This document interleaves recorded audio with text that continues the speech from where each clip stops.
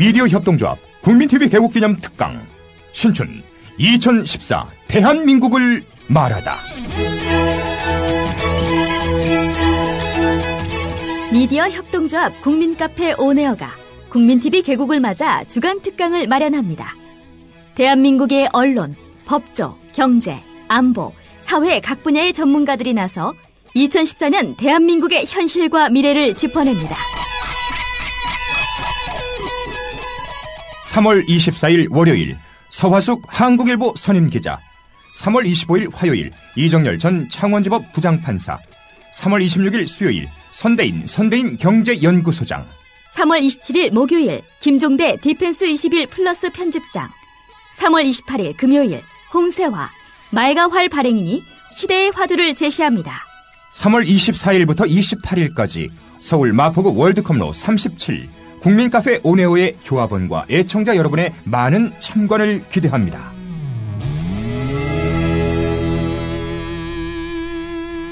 서화숙 기자, 이정열 전 판사, 선대인 소장, 김종대 편집장이 나서는 월요일부터 목요일은 저녁 7시 반, 홍세화 발행인이 나서는 금요일은 오후 5시에 강연이 펼쳐집니다.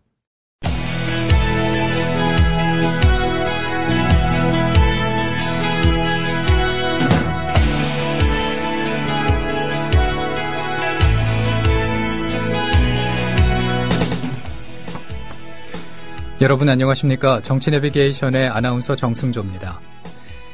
경찰이 KT 자회사인 KT ENS의 부정대출 사건의 수사 결과를 발표했죠. 협력업체 대표들이 KT ENS 간부와 짜고 금융기관으로부터 허위 매출 채권을 담보로 1조 8천여억 원을 대출받아서 이 중 2,800여억 원을 빼돌리는 사기 사건이었습니다. 더 충격적인 것은 사기 대출에 금감원 간부가 개입돼 있었다는 점이죠. 금감원 조사가 시작되자 금감원 팀장급 간부가 사건 관련 사실을 담당 대표에게 알려준 뒤에 직접 만나 대응책을 협의했고 해외 도피까지 도왔습니다. 금융회사의 무소불위의 통제권을 갖는 금감원 직원의 비리 연루는 있을 수도 있어서도 안 될 겁니다.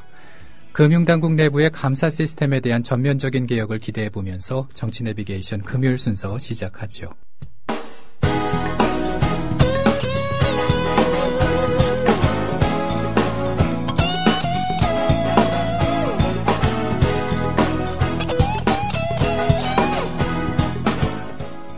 현장성과 깊이가 다른 정치 해설. 지금 여러분께서는 국민TV 라디오 정치 내비게이션을 듣고 계십니다. 진행의 정승조 아나운서입니다. 이어서 정가레이더 시간입니다. 이강윤 정치평론가 전화 연결돼 있습니다. 안녕하십니까? 안녕하세요. 네. 어제 청와대에서 박근혜 대통령 주재로 장장 7시간 동안이었죠. 규제개혁회의가 열렸는데 네. 끝장 토론 다웠습니까? 회의 시간으로만 보면 7시간 정도 했고 저녁도 걸렀고요. 외적인 요인들로 보면 끝장 토론은 맞습니다. 네. 내용을 조금 들여다보면 조금 전에 국회 기자실 기자회견에서도 좀 상세히 언급이 됐습니다만 공무원들의 구태의연한 의식구조 아직도 좀 남아있는 것 엿볼 수 있었고요. 민간에서 간 참석자들도 물론 대통령 참석한 행사고 그러니까 즉흥적인 발언보다는 뭘 자기가 하고 싶은 말 잘 정리해서 써가는 건 당연히 좋습니다만 준비한 원고를 그냥 좀 줄줄줄 읽고 그거에 대한 공무원들의 답변 역시 부하들이 써준 것 마치 국회에 나가서 답변하듯이 그런 답변 방식이 좀 일부 되풀이 되더군요. 네. 대통령이 공인인증서에 대해서 언급을 했거나 1381 전화번호였던가요? 그 인증 콜센터 말이죠. 네. 이런 거 홍보 문제 등 거론하면서 중간중간에 끼어들어서 장관들 긴장하게 만들기도 했고 전체적으로는 대통령이 회의를 주재하는 양상이었습니다. 조금 전에 민주당 당직자의 기자회견도 있었습니다만 7시간 동안 정부 여당의 선거운동을 중계방송해줬다. 이런 시각도 있고요. 사실 공중파 3사가 한꺼번에 다 나서서 4시간 동안 생중계한 것은 대단히 이례적이죠. 네. 국회 입법권 침해 소지 문제는 조금 전에 한영애 의원의 언급이 있었으니까 그 점은 넘어가겠습니다. 네. 근데 그 역대 정부의 규제 개혁 사례도 어떤가 궁금합니다. 네, 한번 살펴보죠. 우선 뭐 이명박 정부 하면은 아직도 많이들 기억하실 텐데 제일 먼저 두 가지가 떠오르죠. 이른바 전봇대 논란하고 그 이경숙 인수위원장 숙명여대 총장을 지냈죠. 영어 교육 바꿔야 된다 이러면서 막 RNG, 오렌지라고 하면은 미국 사람들이 못 알아듣는답니다. 그래서 RNG 이렇게 가르쳐야 한다고. 그래가지고 논란도 많고 뭐 조소거리도 되고 그랬었는데 아무튼 이명박 정부가 아주 요란했습니다. 기업 프렌들리 정책을 편다면서 뭐 출자 총액제도 이런 거 폐지했고 법인세에 내려주고 그래서 기업 살리기를 잔뜩 하긴 했는데 그 결과는 경제 위기 극복의 결과는 기업들에게 많은 부의 편중 그런 가져온 점은 좀 문제로 남고 있고 아직도 우리 경제에 많은 그늘을 들이고 있죠. 현 정부는 물론 다 아시다시피 손톱 밑에 가시를 빼자 그렇게 뭐 크고 어려운 거 이렇게 하려고 하지 말고 조금이지만 굉장히 실질적으로 아픔을 주는 것들 이렇게 하고 구호로 내걸고 어제도 이렇게 긴 회의도 했고요. 네. 일단 박근혜 정부는 명운을 걸고 뛰고 있습니다. 이전 정부는 다르다. 세게 밀어붙일 것이니까 앞으로도 지켜보라 이렇게 말하고 있는데 한번 지켜보죠. 네. IMF 사태 직후에 정권을 인수받은 김대중 정부 금융권 규제 완화에 치중할 수밖에 없었습니다. 그렇지 않으면 나라가 거덜날 상태였었기 때문에 말이죠. 그래서 일정 부분 상당한 효과를 거두고 IMF 조기 졸업이라는 것도 있었는데 그 여파라고 할까요? 부작용, 카드 대란 사태 심했죠. 그래서 많은 신용불량자도 양산이 되는 계기가 마련됐었고요. 노무현 정부는 뭐 5년 동안 비교적 조용했습니다. 특별히 구호처럼 밀어붙인 것도 없었고 규제가 일부 줄어들긴 했지만 나머지 정권들에 비해서는 그렇게 특기할 만한 사항은 없는 편입니다. 네. 그리고 안철수 새정치연합 공동대표가 광주에서 혼쭐이 났다면서요? 예. 한때는 굉장히 인기가 높았죠. 근데 이번 신당 정강정책 만드는 과정에서 뭐 4.19, 5.18 이런 거 6.15 민주야당의 정통성이 계승된 사안들에 대해서 뭐 이거 빼자 굳이 안 써도 되는 거 아니냐 이래가지고 뭐 안철수 진영 역사인식에 좀 문제가 있다 이런 게 아주 강하게 불거졌고요. 네. 특히 광주는 또 한국 민주화에서는 떼일래야 뗄 수 없는 그런 상징성을 갖고 있는 곳이었기 때문에 그 많은 사달이 났습니다.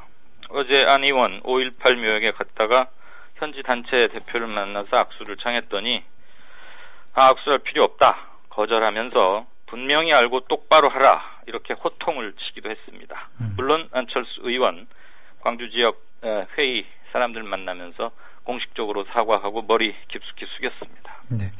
그런가 하면은 새정치연합 측의 기초단체 출마 예정자들은 이대로 가다가는 선거 전멸이라면서 특단의 대책을 촉구하고 있다는데 그 네. 정당 공천 관련이겠죠? 네, 맞습니다. 6월 4일 우리 정승주 아나운서께서 투표 아마 하실 텐데 네. 그날 방송 바쁘시겠지만 그래도 투표하시겠죠? 그럼 물론이죠. 그 투표소에 가면은 투표용지 몇 장 받게 되는 줄 아십니까? 몇 장이었죠, 그게요? 7장 7장입니까? 받습니다. 네, 네. 투표용지만 그러니까 7번을 투표를 해야 되는 거예요. 사람을 골라가면서. 그런데 이 모든 투표용지 7장의 기호 1번은 뭐 보기도 쉽고 알기도 쉽죠. 새누리 후보들은 다 기호 1번으로 가는 거고 새정치연합, 이제 뭐 새정련 이렇게 줄여서 말하는데 새정련 측은 무소속이니까 의석이 있는 정당에게 먼저 번호를 배분하고 5번부터 받게 됩니다. 무소속들은. 네. 그런데 무소속이 곳에 따라서는 뭐 아주 7, 8명, 10명도 나올 수 있는 거잖아요. 더군다나 지금 정당 공천을 안 하겠다니까 민주당이나 새정련에서 한 사람만 원래는 정당 공천을 한 사람만 내보내는 건데 그걸 안 하겠다 그러면은 나서겠다는 사람을 말릴 방법이 없기 때문에 자기들끼리도 심한 경쟁하죠. 그래서 뭐 심한 경우에는 뭐 15번, 16번 이렇게도 받을 수 있습니다. 왜냐하면 추첨을 하는 거니까. 그래서 이른바 전통적인 기호 2번 야당 효과가 완전히 사라지는 겁니다. 그리고 비슷한 성향의 후보들 난립을 도저히 막을 제도적 방치가 없고요. 그런데 문제는 7장의 투표에 출마한 사람만도 수십 명인데 유권자들이 이 수십 명 후보들의 이름이나 정치적 성향, 저 사람은 민주당 쪽에 가깝다, 저 사람은 진보당 쪽이다, 저 사람은 무소속이지만 새누리당 쪽에 가깝다, 이런 것을 일일이 갈래를 나눠서 기억해 주기를 기대한다는 것은 사실상 불가능합니다. 네. 그렇기 때문에 기호 1번 새누리당의 후보가 반사 이익을 얻게 되는 거 아니냐. 이대로 가면은 우리는 전멸이다. 그래서 지금 중앙당에다가 뭔가 특단의 대책을 요구하고 있는 거죠. 그런데 이 정당 공천 폐지를 연결고리로 해서 민주당과 안철수 진영이 합친 거 아니었습니까? 그렇습니다. 다시 바꾸기도 무한 상황이 아닌가 그런 생각이 듭니다. 그렇죠. 지금 여기에 최대의 고민이 있는 건데요. 정치 명분상 다시 바꾼다면은 이것은 뭐 새누리당에서 대국민 사기극이다 이렇게 말하고 나올 것 불을 보듯 빤하고요. 그런 비판 일정 부분 맞습니다. 그런데 이제 현실적인 면에서 선거라는 것은 뭐 명분도 대단히 정치에서 중요하긴 하지만 선거는 궁극적으로 이겨서 정권을 획득하고 자원 배분권, 인적 배분권을 갖자 이런 게 정당 민주주의 출발 아니겠습니까? 네. 그 민주주의의 기초, 토대를 이루는 풀뿌리 민주주의, 즉 하부의 토대를 다 내주고 수권 정당 체제 구축이 가능하겠느냐, 뭐 이제 이런 건데요. 예를 들면 서울시에서 구청장들 지금 21명, 전체 25명 중에 21명이 무려 민주당 소속입니다. 이 중에서도 가장 경쟁력이 있고 구정을 잘 해왔다고 평가받는 이해식 강동구청장 같은 경우조차도 무소속으로 해서 시뮬레이션을 해봤더니 떨어지는 걸로 나온답니다. 그러니까 나머지 구청장들 뭐 대단히 지금 위기에 처해 있는 거 아니겠어요? 네. 그래서 이제 나오는 얘기들이 동일한 룰로 경쟁해야 되는 거 아니냐. 새누리당은 기호 1번 전통적인 번호를 받고 나머지는 지금 합당하는 과정에서 기호 2번이 없어져 버렸는데 그 피해가 너무 크다. 그러니까 새 지도부들, 뭐 안철수, 김한기를 얘기하는 거겠죠. 단식 투쟁을 해서라도 새누리당 무공천을 이끌어내든가 아니면 뭐 호남같이 좀 하든 안 하든 특별히 될 사람들이 대충 정치적 성향이 좀 분명한 일정한 곳들을 거기서 먼저 한번 해보자. 일종의 절충 아니겠죠. 아니면 이번에는 아예 새누리당이 안 하니까 우리도 굳이 뭐 하겠다고 이렇게 명분 챙길 거 없이 우리도 이번엔 하지 말고 차차 새누리당과 정당 공천 폐지 문제를 논의해가자. 이렇게 백가쟁명 상태입니다. 학계에서도 서울법대의 뭐 대표적인 두 교수, 한인섭 교수나 조국 교수 이런 분들이 계속 지금 새정년이 공천 안 하겠다 그러면서 선거 패배가 눈앞에 뻔히 보이는데 이대로 갈 필요 있느냐 입장 변화 촉구하고 있습니다. 그럼 이강윤 평론가께서는 어떻게 보십니까? 예, 비유를 한 가지 들어드리죠. 그걸로 제 입장을 대신하겠습니다. 결혼을 약속했던 신랑 신부가 있는데요. 신랑이 변심해서 일방적으로 약속을 파기하고 주랭랑을 쳐버렸습니다. 뭐 대충 들으시면 아시겠지만 신랑은 새누리당이겠죠. 신부는 도망친 신랑 등짝만 바라보고 있는 격입니다. 그런데 원래 결혼식은 혼자서 하는 건 아니잖아요. 가서 신랑 손목을 비틀어서라도 결혼식장으로 데리고 끌고 오거나 아니면 혼자 남겨진 신부 본인도 이제 웨딩드레스 벗어 던지고 약혼 이전 상태로 돌아가는 어쨌거나 양단 간 결단이 필요한 건 맞습니다. 선거는 현실이라는 전제에서 드리는 말씀입니다. 네. 결혼식장에 혼자 남아서 멍하니 있는 신부한테 그럼 축하하려고 왔던 하객들이 감동할 것 같습니까? 제가 보기에는 혀를 끌끌 차거나 자 이제 떠난 사람 잊어라 그러면서 등을 좀 토닥거려주는 사람은 있겠지만 부주돈 내고 가는 사람은 아마 거의 없을 겁니다. 즉 부주돈은 표겠죠. 네. 김한길 안철수 두 대표 용단으로 공동 창당을 결정했듯이 현재의 위기 상황 타개에도 정치적 결단이 필요한 거 아닌가. 아무튼 하부 토대가 망가지면 다가올 총선이나 대선에서의 승리를 장담하기 힘들다는 것은 불문가지입니다. 네. 그리고 이번 지방선거에서 버스 선거가 될 조짐이 보이네요. 네. 지난번 서울시장 선거는 무상급식 딱 이렇게 한마디로 정리가 됐었죠. 네. 버스 선거가 경기도에서 세게 이슈화가 되고 있고요. 이제 급기야 어제에서는 전북지사에 출마한 후보들, 뭐 유성엽 후보 이런 사람들도 거론을 시작했습니다.